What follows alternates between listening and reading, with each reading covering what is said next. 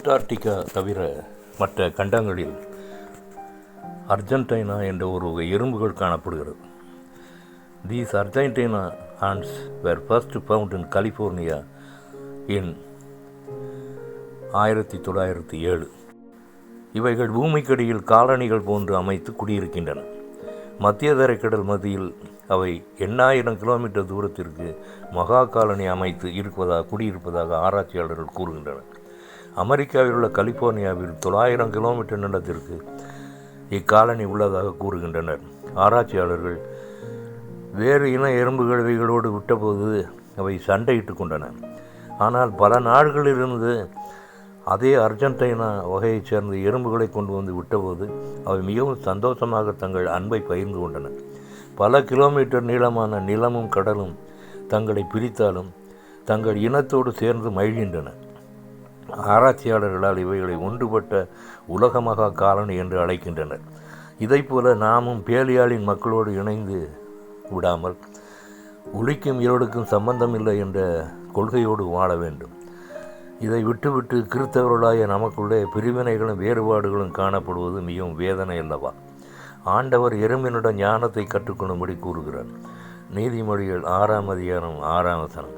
வேறுபாடுகளை தவிர்த்துவிட்டு ஒரே குடும்பமாக நாம் வாழ வேண்டும். நீதிமொழிகள் 6:6. சோம்பேறியே, நீ எறும்பினிடத்தில் போய் ஞானத்தை கற்றுக்கொள். Proverbs 6:6. Go to the ant, you sluggard, consider its ways and be wise. One song.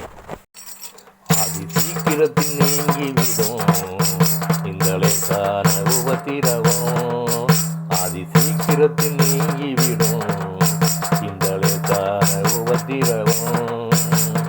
சோர்ந்து போகாதே, நீயும் சோர்ந்து போகாதே, சோர்ந்து போகாதே, நீயும் சோர்ந்து போகாதே.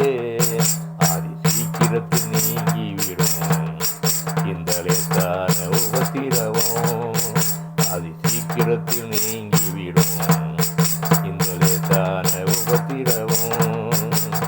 சோர்ந்து போகாதே, நீயும் சோர்ந்து போகாதே, சோர்ந்து போகாதே, நீயும் சோர்ந்து போகாதே.